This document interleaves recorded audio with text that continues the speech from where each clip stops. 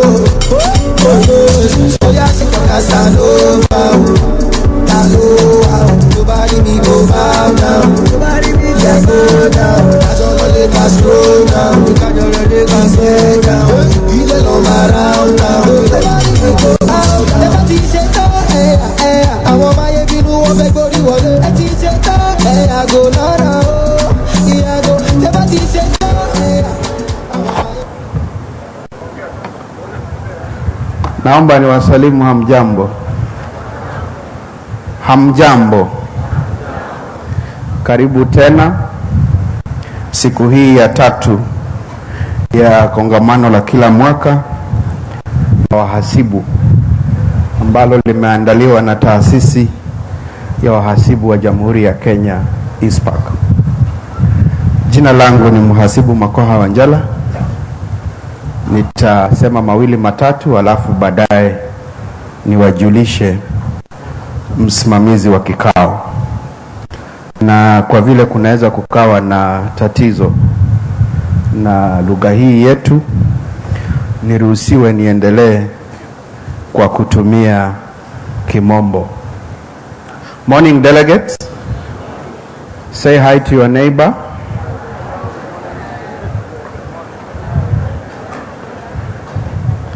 Thank you very much. As is our tradition, we always start with a prayer. And there is that prayer that is acceptable to all of us.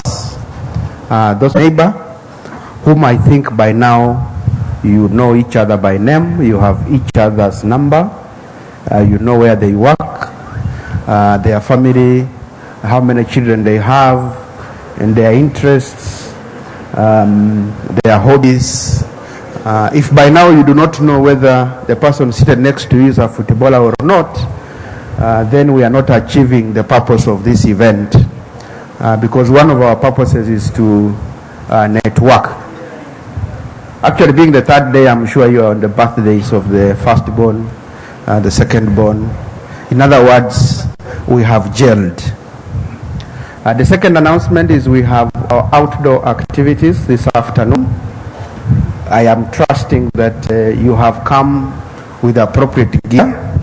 If you haven't, I am sure there is some available on sale. I am also then hoping that you have registered with our secretariat to let us know out of the available array of outdoor activities which ones you will participate in. I hold forth as a training manager, and I may be tempted to do a small roll call during the outdoor activities, and that may be very useful for your CPDs. So please don't disappear on us. ensure that you remain with us for outdoor activities. As indicated by my senior, the CMMS, yesterday, our event ends at midnight today. Again, I may just be tempted to confirm for purposes of full CPD units at 1 minute past midnight today. So again, please plan to remain with us throughout. We remain thankful to our sponsors. A number of them have put together support that has helped us transact this event as you've seen it. And at this moment, I would want to seek your indulgence. You allow me to invite on stage Nikki for a brief presentation. She's one of our sponsors. Shall we appreciate her as she comes? Asante.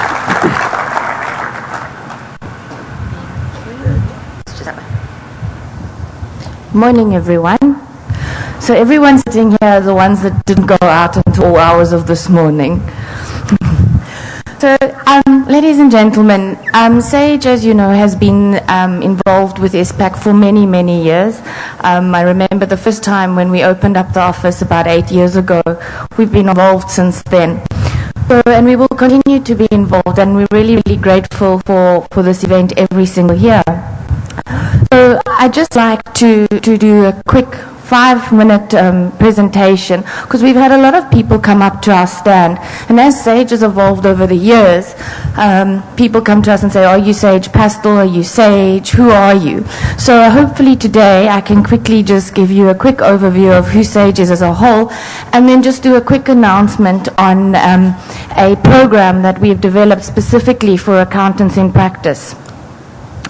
So SAGE globally has over 14,000 employees, and what's significant for us is we have over 3 million customers on all our products. And these are the territories that we focus on, being Europe, North America, and international. And under international falls Africa. And we have a very, very strong investment in Africa, where we have offices now serving the East Africa region based out of Nairobi, and we have a branch in Nigeria serving West Africa.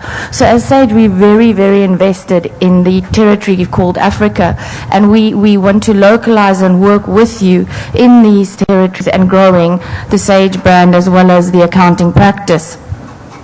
So just very, very quickly in terms of the product stack, because we've had a lot of questions come up about this. SAGE's philosophy is a philosophy of customer for life. So we have a startup product called Sage 1, right up and through to our enterprise product called Sage X3. And then we really follow that philosophy in terms of we want to be there when you start as a business, and we will partner with you and grow with you throughout your organization. But now what's particularly important for me, especially those of you sitting in the audience that do have a practice, is we last year launched our Sage 1 Advisor Program. And as we know, a country is really dependent on small businesses, and we don't see a lot of focus on helping and developing those small businesses. And a lot of these small businesses go out of business in 2 years. And a lot of the reasonings behind that is because they have no insight into their business. I mean, I always use the analogy, there's this box sitting in the corner for the small business, and he's just throwing his receipts, his invoices, etc. into this box. He's got no view of what his cash flow is doing. He sees there's money in the bank. He wants to go and buy that lovely Range Rover. He goes and buys the Rover, and then someone says, well, you owe me 1 million shillings, but I don't have 1 million shillings. So a lot of this is because these small businesses don't have insights into their business. They also don't have the ability to employ a full-time accountant. So we've developed the Sage 1 program, and I would encourage you to please go and visit the Sage stand and speak to the individuals there that are running this program. And what we're trying to do is we're trying to bring small businesses closer to the accounting community, and that way in helping small businesses grow and obviously contributing tremendously to the country's GDP. And that's all from me. So thank you very, very much. I hope you guys enjoy the last day and your activities this afternoon. Thank you.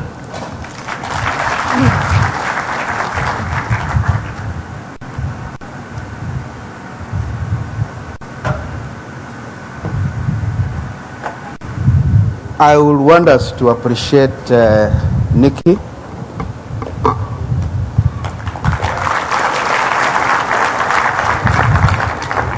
You have gone before the instructions, so you can now listen to the instructions. We will miss, then clap. Are we together? And we will accelerate. So let's start. Faster.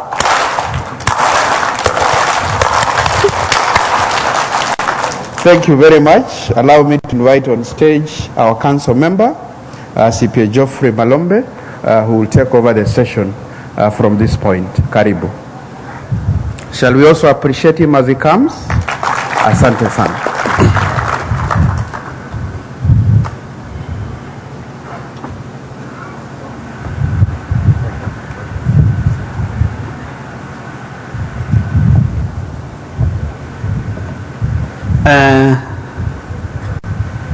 Our chief guest, who is also our resource person, Honorable Justice Jackton Boma Ojwang, our other resource persons for today, distinguished guests, ladies and gentlemen, and my colleagues. Good morning. Good morning once more. Just look at your neighbor and tell him you are wonderfully created. And sure, it is not me who say that. God said that He created the human being wonderfully.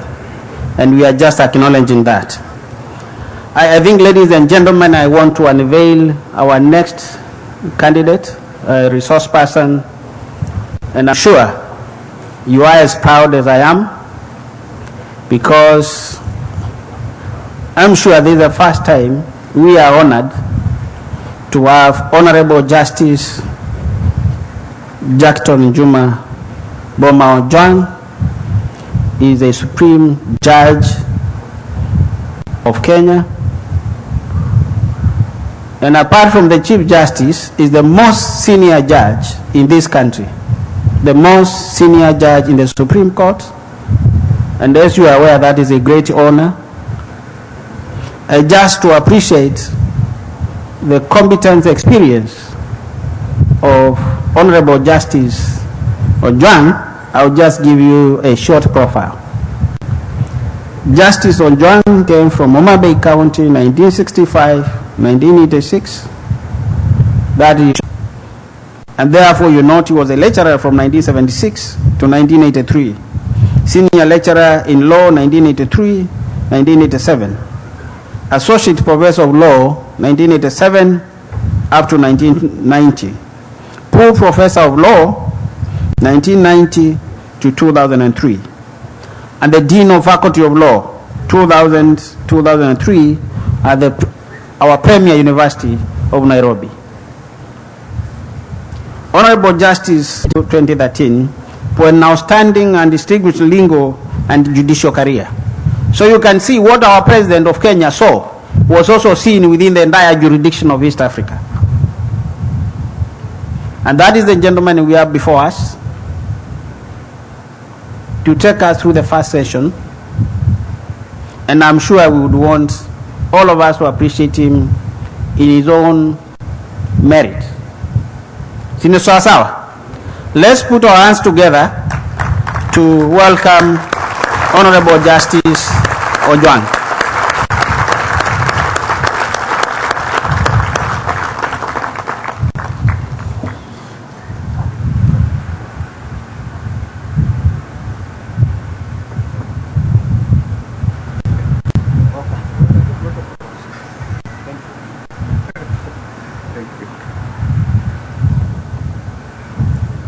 Distinguished participants at this most important conference, I should simply say all protocols observed, because I've not been here for the last few days and I'm not quite sure of all the protocols in regard to addresses that people make. My subject is the control of corruption. That is what I want to address you on, and also to make certain suggestions which would be quite relevant to your profession as accountants.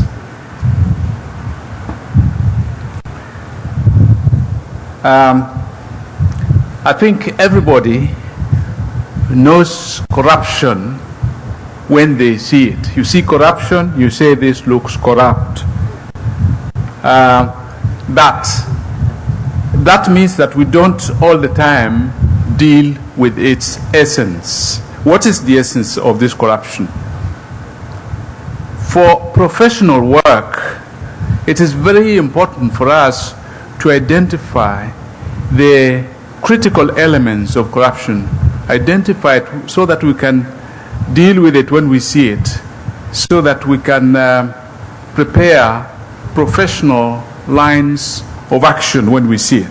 So we need to be clear about its essence. One can say that it is conduct that we see in various offices, in various institutions, and it is debased conduct. It's conduct that looks inappropriate, and it is harmful. It injures us in various ways. That is in broad general terms. The truth is that corruption, and I will come to its essence just now, afflicts all societies, except that it afflicts them at different rates, in different ways, and with different impacts. Its essence, in terms of definition, can be gathered from a law dictionary, for example, which says that corruption is the act of doing something with an intent to give some advantage inconsistent with official duty and the rights of others, or a fiduciary's or official's use of a station or office to procure some benefit, either personally or for someone else, contrary to the rights of others. As you can see, already it touches on offices.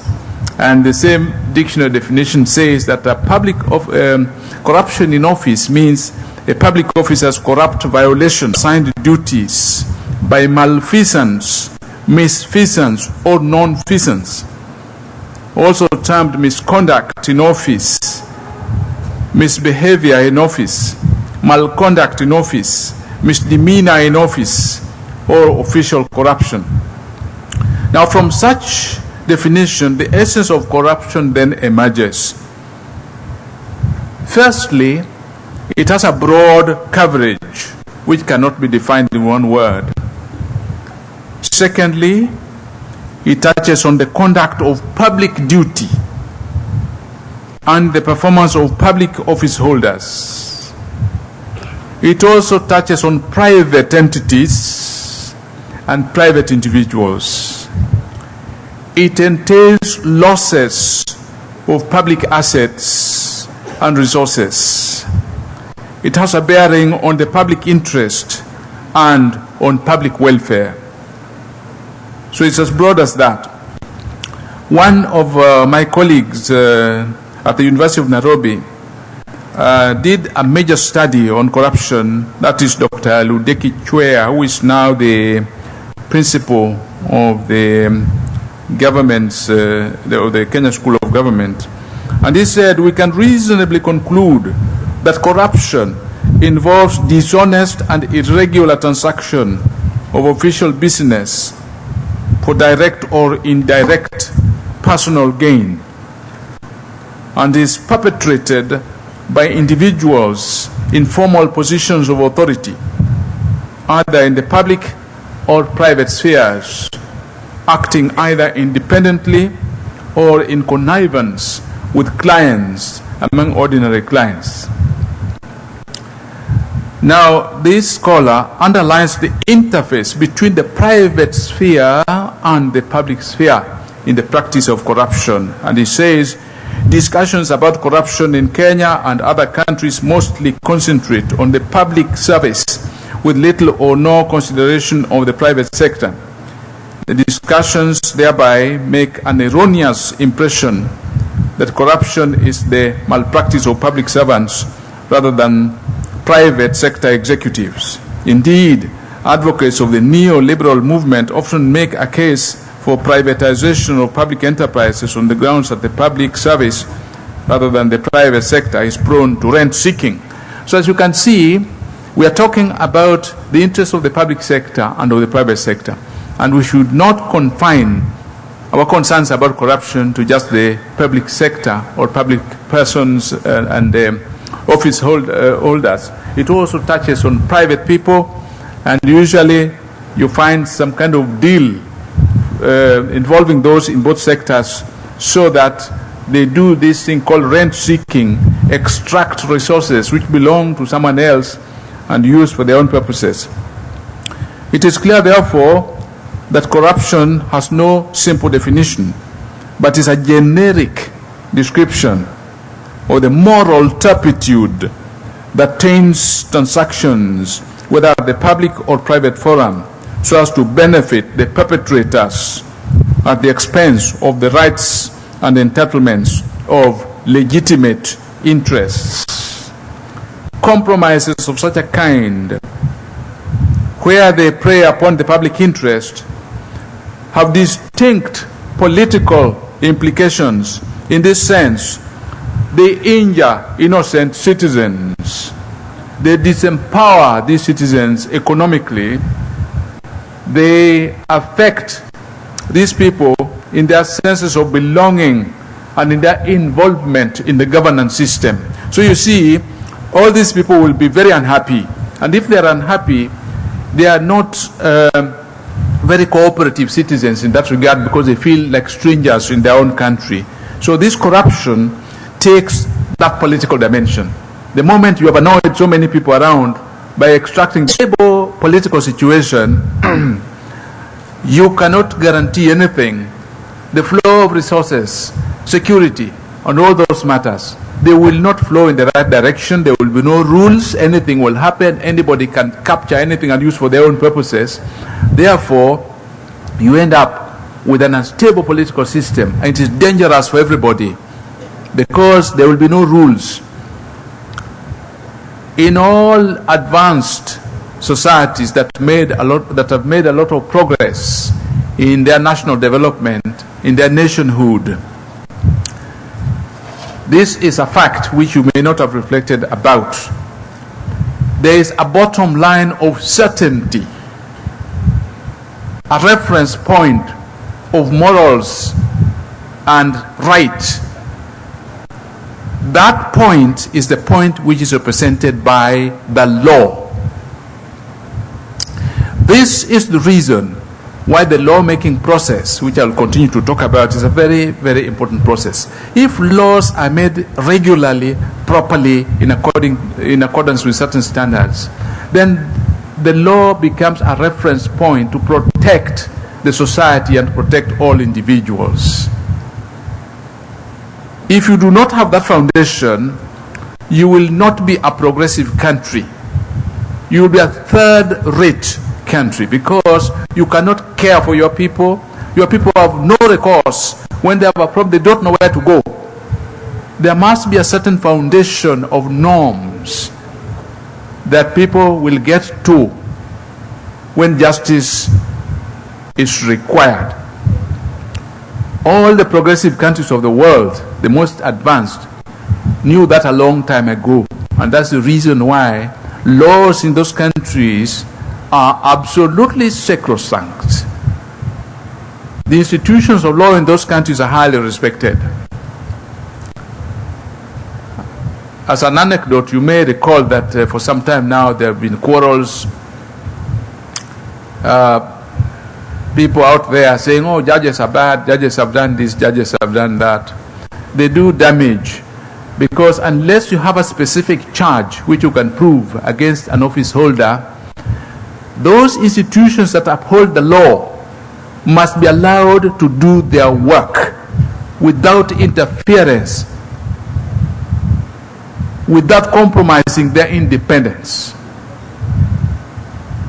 If you have a copy of the Constitution, you look at Article 161 and you will see the role that our Constitution, a very progressive Constitution, entrusted to law and the law keepers. The law keepers are the courts, and the courts are defined in Article 161.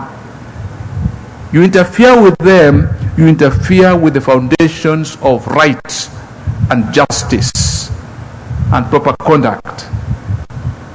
Therefore, it is bad governance to interfere with the law and interfere with the institutions that keep the law.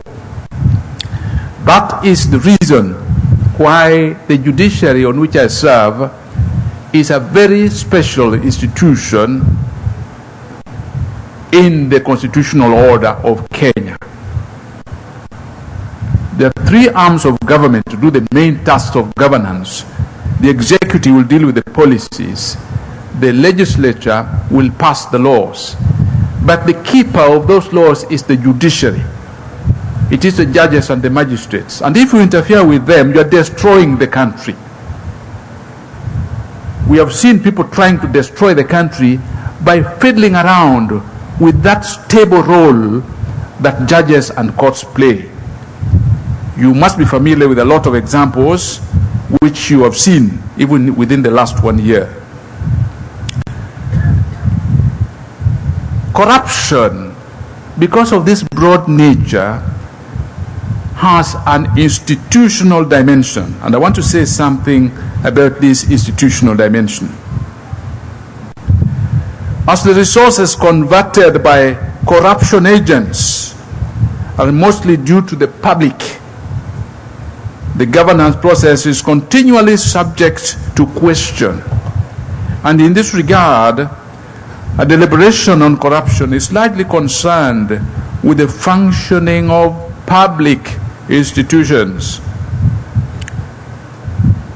This is illustrated in another study. I will request the organizers to avail my paper to you so that everybody can take it home and see the examples which I've given, which I will not be able to go through. Corruption in Kenya is largely an institutional problem rather than a cultural one. Corruption is mainly attributable to the predominance of arbitrary power, power lying beyond the control of the scheme of the law. If you find any power being exercised which is unregulated by law, that power will be asserted to convert resources, extract resources from the wrong place, deprive those who are entitled to those resources, and it will be diverted to private cause to serve some other individuals with impunity. The lawmaking process allows the various state agencies under regulated power. That is a problem that we have, that the lawmaking process we have has allowed certain agencies to have power which is not sufficiently regulated.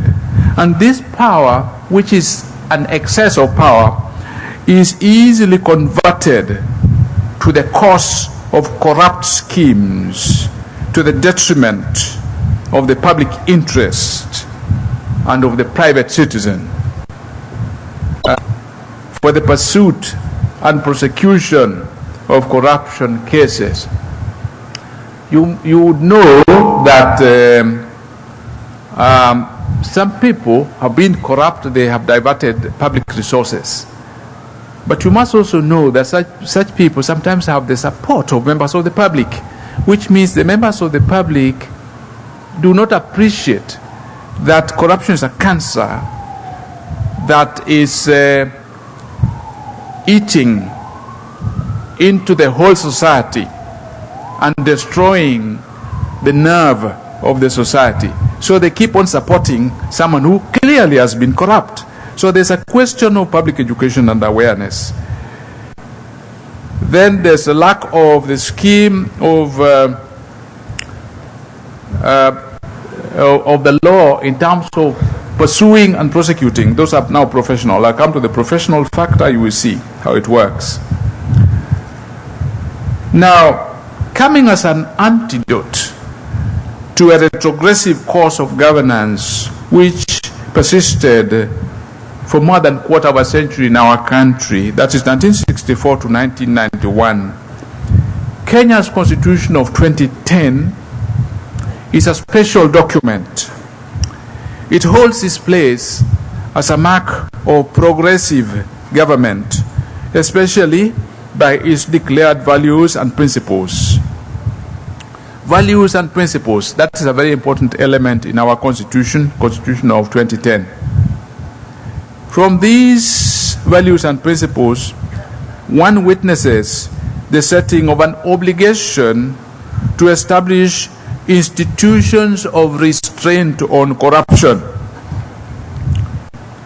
The national values and principles of governance are set out in Article 10 of the Constitution, and they include the rule of law, democracy and participation of the people, human dignity, equity, social justice, inclusiveness, equality, human rights, non-discrimination, and the protection of the marginalized, good governance, integrity, transparency, and accountability. These are the principles of the Constitution, and that's the background against which we have to look at this question of corruption.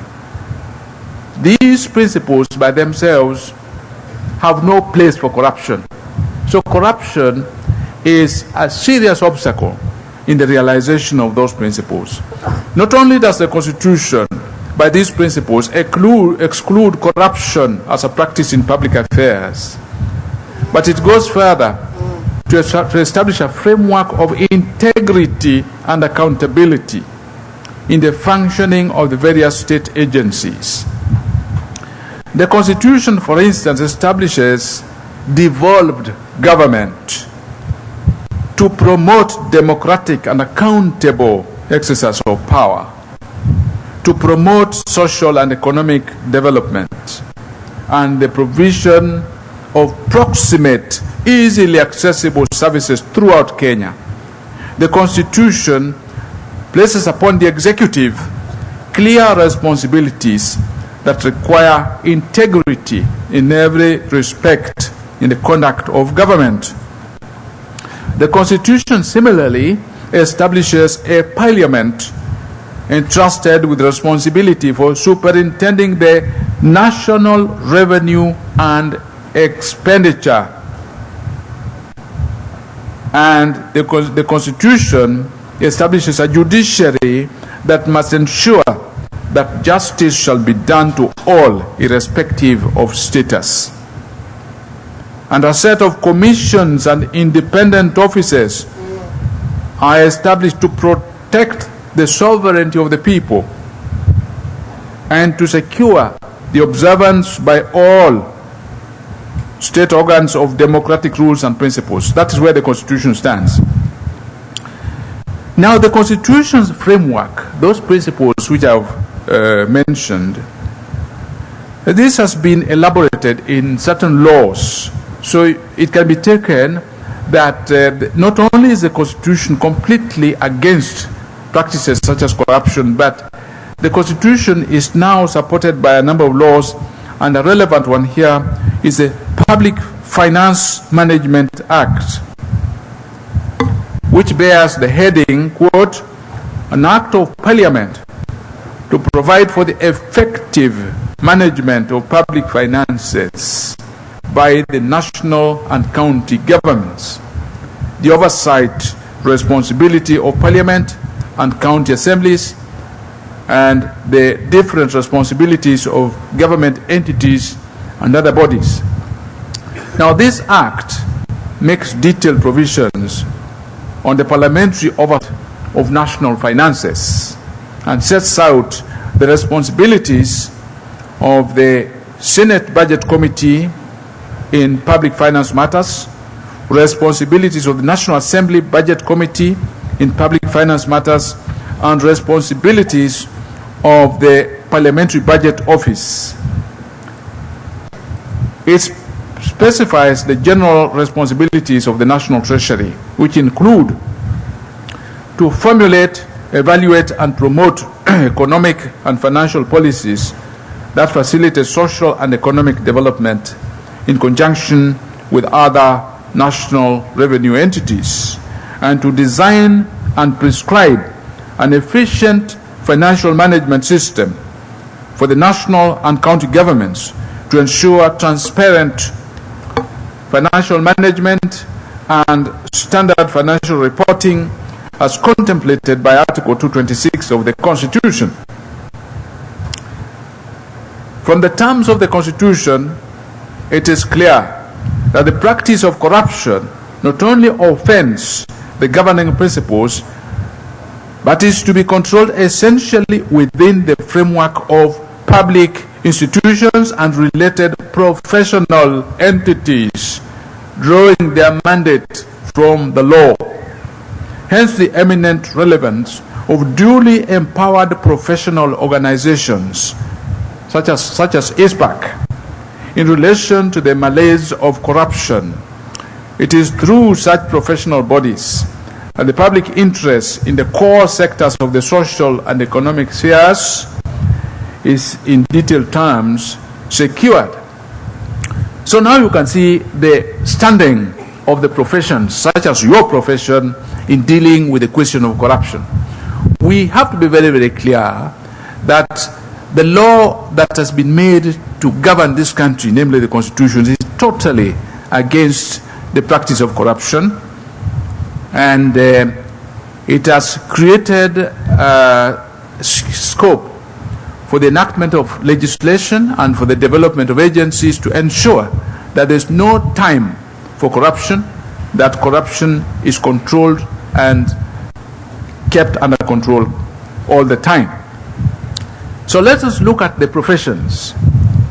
It is clear that corruption revolves around issues of great interest to the Constitution in a scheme of good governance. Evidently, the legal profession has a major role in initiatives to confront corruption in view of its constitutional and legal ramifications. As corruption in its most direct form involves monetary resources, any initiatives of control must touch on the application of such legislation as the Finance Management Act, the Accountants Act, and many other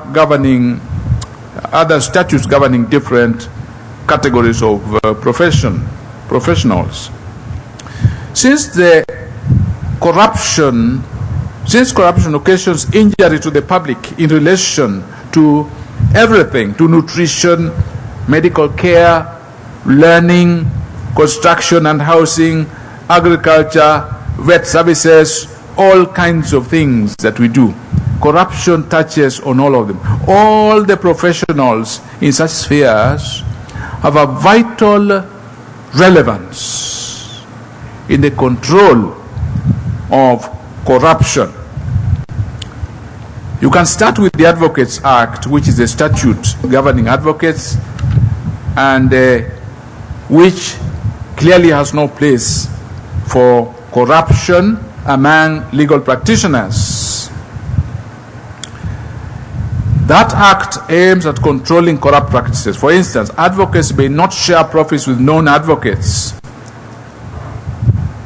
Section 37 of the Act says any advocate who agrees to share his profits in respect of any professional business with any person not being an advocate or other duly qualified legal practitioner shall be guilty of an offense. So the Advocates Act controls the profession of advocates and seeks to ensure that they are participants in the control of corruption. Take the case of the Accountants Act, and that's the one that relates to you directly. It establishes two professional organizations for the purpose of upholding the integrity of the profession: the Institute of Certified Public Accounts of Kenya and the Kenya Accountants and Secretaries National Examinations Board.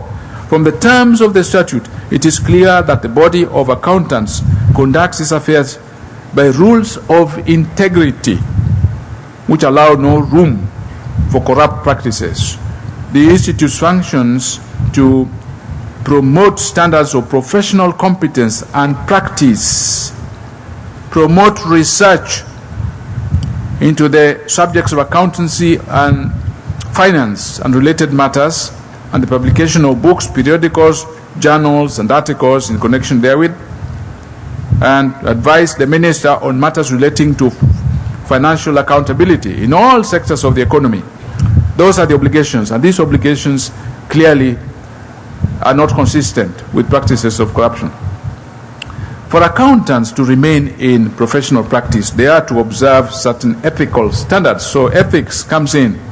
It is provided that any member of the body of accountants is guilty of professional misconduct if he or she fails to observe and apply professional, technical, ethical, or other standards prescribed by the Council as guidelines for practice by members of the Institute, or fails to report a material misstatement known to him or her to appear in a financial statement with which he or she is concerned in a professional capacity, or is found engaged in any other fraudulent acts. You can see that rules out corruption. The work of professionals also touches other areas. For example, if you take the sphere, very important sphere of nutrition and dietetics, it's regulated by the Nutritionists and Dietitians Act, and the object is stated as an act of parliament to provide for the training, registration, and licensing of nutrition and dietitians, to provide for the regulation of standards and practice of the profession, to ensure their effective participation in matters relating to nutrition and dietetics. The Act requires regularity of conduct in the field of nutrition and dietetics and prescribes disciplinary action for any breaches of prescribed standards. A disciplinary committee is established which may order the removal from the register, suspension, or registration or revocation of the practicing license of a practitioner, or the imposition of a fine on a practitioner for certain violations. And such violations are being convicted of an offense punishable by imprisonment, being culpable for negligence or malpractice in respect of his or her profession, and being guilty of impropriety or misconduct. Among the offenses contemplated are those emanating from lack of integrity or corruption. As an example in this respect, is provided, quote, any person who markets food and nutrition supplements without analysis, certification, and registration by the Council commits an offense. Well, another category of professionals is physical planners. Under the Physical Planners Registration Act, the object of the statute includes establishing boards responsible for regulating the activities and conduct of physical planners. The board is empowered to deregister any person found to be guilty of an act or omission prejudicial to the public interest or misconduct, or guilty of an act or omission amounting to professional misconduct or activities prejudicial to the public interest. Expressly identified offenses in this regard are of a generic kind, and they are very much like the corruption that we know, something that is loose, it is ill-defined. An example, fraudulently making or causing to be made any false or incorrect entry in the register. Secondly, fraudulently procuring or attempting to procure the entry into the register of any name or other particulars, whether on his or her own behalf or on behalf of any other person. Another, knowingly or willfully making any statement, oral or written, which is false in any material particular or which is misleading with a view to gaining an advantage or privilege under this act, whether for himself or herself or for any other person. You can look at another category of professionals, veterinary surgeons, still another relevant category in relation to corruption. Corrupt practices are not allowed, and that act prohibits certain courses of conduct in the nature of corruption. Yet another category is the nurses. You know how important nurses are, that the doctors who treat us when we are sick are really just part of the picture. And in fact, most of the time you deal with the nurse rather than the doctor. The doctor will do the prescriptions and the rest. But the person who do the follow-up and take care of you in hospital is the nurse. So the nurse is in a profession that ought not to be affected by corruption. And that's why there's the Nurses Act, which seeks to ensure nurses' maximum participation in the health care of the community. And that one also has its rules against corruption.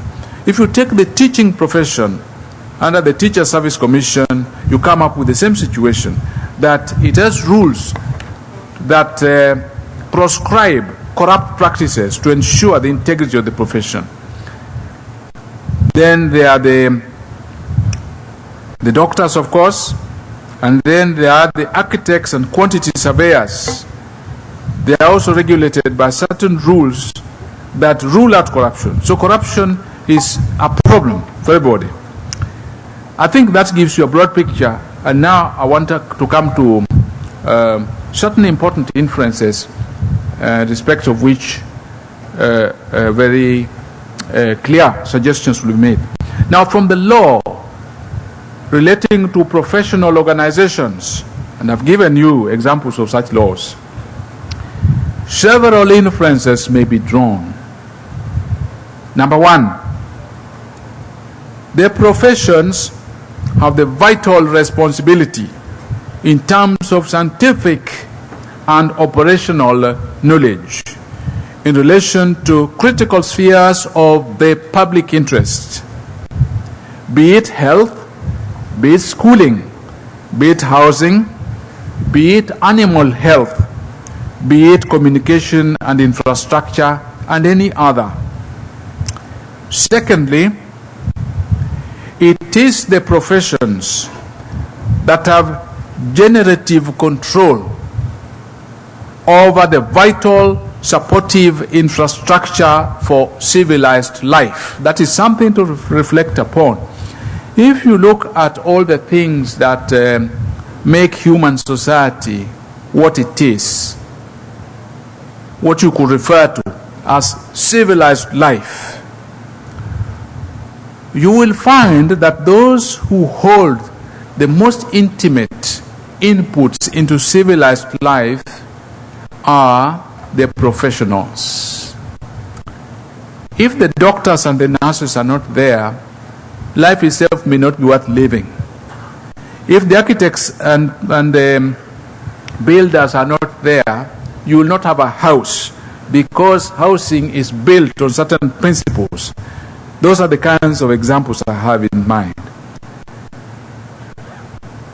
It is the professions that have generative control over the vital supportive infrastructure for civilized life. The inner sanctums of society, economy, and the totality of the public interest are held secure in the most direct sense by the professions, which for their successful delivery must play by regular, objective, and uncorrupted standards. Thirdly, yet there is scope for corrupt practices in such vital spheres of the public interest, whether in terms of professional quality delivery or of management for the contractual arrangement. You can see that the work of the professional has two dimensions. There's a management element, which is more general and in institutional terms can be more political or more administrative. but there's the professional aspect.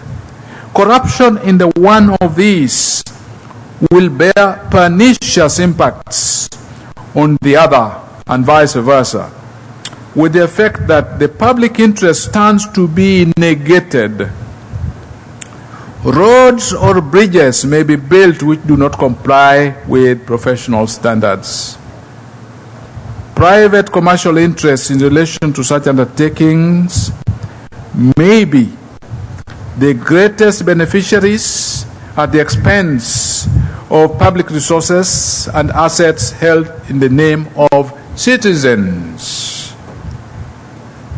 Fifthly, as the mischief is destined to hurt the public interest, the mischief of corruption, it will readily transform into political issues